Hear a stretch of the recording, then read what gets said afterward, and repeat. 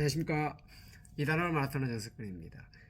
달리기 하는 사람, 너너에게 신발은 과연 어떤 역할을 합니까?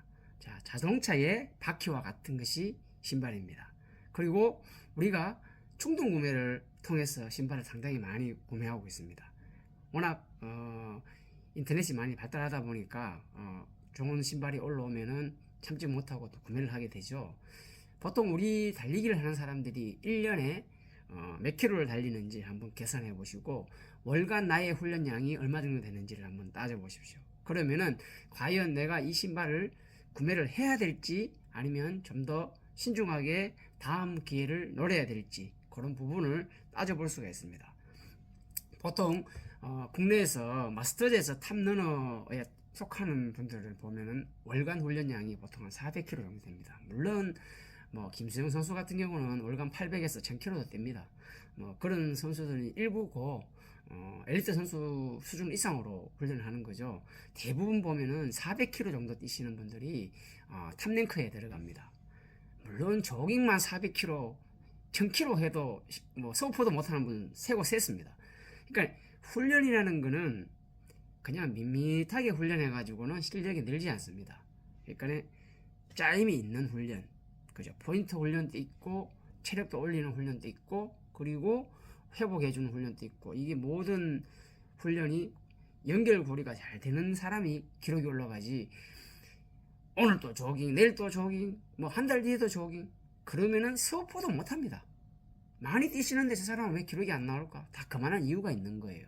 그리고 또 너무 미련하게 또는 또 무식하게 강행군만 하면은 기록하니까 또 기록이 안 나오는 경우가 있습니다. 자, 뭐든지 짜임새가 계획성이 중요합니다. 자, 오늘의 핵심은 뭡니까? 신발에 대해서 말씀드리는 겁니다. 자, 신발 사이즈 선정과 신발을 과연 1년에 내가 몇 쪽을 신을 것인가에 대해서 한번 따져보도록 하겠습니다. 자, 월간 400km 뛰시는 분이라고 생각하겠습니다. 그러면 1년에 약 4,800km, 5,000km에 조금 못 미치죠. 자, 그럼 신발의 수명은 어떻게 됩니까? 요즘 신발들이 상당히 잘 나옵니다. 자, 신발 수명이라는 거는 예전처럼 신발이 헤어져 가지고 못 신는 게 아니고 대부분 아웃솔이 마모돼 가지고 미끄럽다든가 아니면은 제일 중요한 미드솔이죠. 쿠셔닝이 없어지는 거죠. 쿠션이 사라지죠. 그렇게 되면은 신발 수명이 다 된 건데, 자, 그 정도가 어느 정도냐? 일반 레이스와 경기와 같은 경우는 선수들 기준으로 했을 때는 80km에서 200km대 주로 레이스화를 사용합니다. 하지만 마스터즈 러너들 같은 경우는 보통 한 80km에서 탑랭크 같은 경우는 한 400km에서 600km까지 좋은 기록이 나오는 편이고, 그렇지 않고 탑랭크가 아니다 그러면은 한 800km에서 800km 정도까지는 좋은 기록이 나오는 편입니다. 그리고 보통 저도 800km를 신었다 치더라도 그 이후에 이 신발을 버리느냐? 아닙니다. 또 훈련용으로 또 넘어가는 거니까 신발을 버리는 건 아니잖아요. 그러면은 신발을 대충 얼마나 신을 수 있습니까? 보통 한 1200에서 최대 한 2000km 정도까지 신습니다. 요즘 신발 워낙 잘 나오니까. 그리고 신발 미드솔 수명이 쿠셔닝이 떨어지는 그 시점부터는 신발을 예전에는 한 달에 한 번씩 빨던 거를 2주에 한 번 빨고 1주에 한 번씩 빨면은 쿠셔닝이 더 살아납니다. 그러면은 굳이 신발을 빨리 바꿀 이유도 없고 내가 훈련하는 신발은 몇 쪽 정도만 신으면 되죠. 신발장에 신발이 자꾸 사여갑니다. 신발 볼 데가 없습니다. 그리고 6개월 1년 동안 신발 안 신는 신발이 사입니다. 자, 그 신발은 다시 신기가 힘듭니다. 사실은 버려야 되겠죠. 자, 그래서 안 신는 신발이 사이게끔 재고가 사이게끔 하지 마시고 신발은 신중하게 구매를 해야 된다고 저는 생각합니다. 그냥 저 신발 좋아, 내가 보던 신발인데 바로 구매합니다. 그러지 마십시오. 그리고 신발은 대부분 신모델이 나오잖아요. 자, 그럼 어떤 현상이 생기냐면은 재고를 업체에서는 대리점에서는 가져가지 않으려고 합니다. 그럼 재고를 소진시켜야 되겠죠. 뭘 합니까? 자, 디스카운트, 할인을 때리게 됩니다.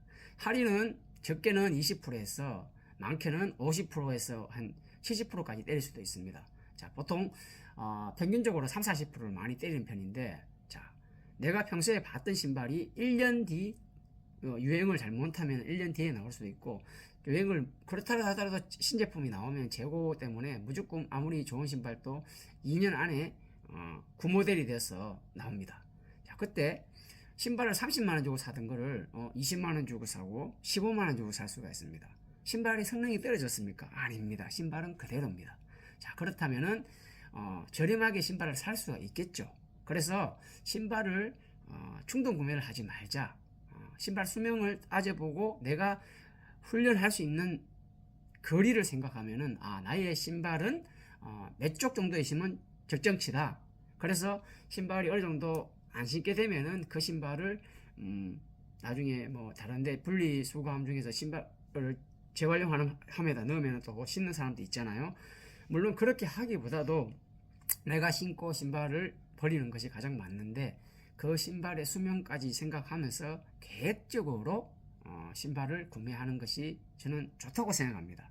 실제적으로 여러분들 달리기 하시는 분들 중에서 과하게 신발이 많은 분들 많죠. 40쪽, 60쪽 이렇게 있는 사람들 아마 많을 거예요. 저도 2년 전에 한 40쪽을 분리수거함에 신발 수거함에다 버렸습니다.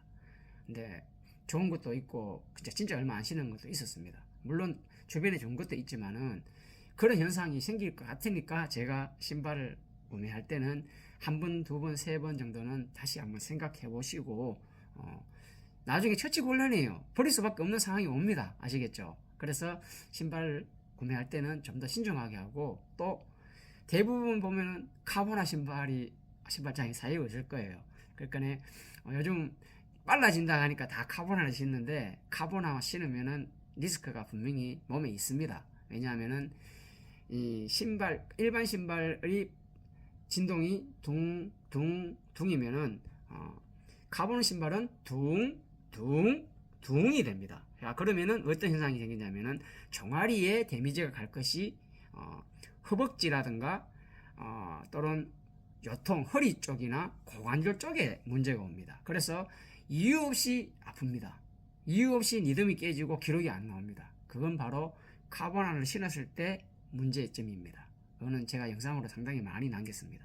그러니까 그 신발을 구매하실 때는 카보나만 너무 집중되지 않았는가 한번 생각해 보시고, 쿠션화도 있어야 되고 일반 평상화도 있어야 되니까 내가 신발을 구매할 때는 너무 어떤 설림이 생기는 현상이 생기지 않게끔 조금 생각하는 것이 상당히 좋습니다.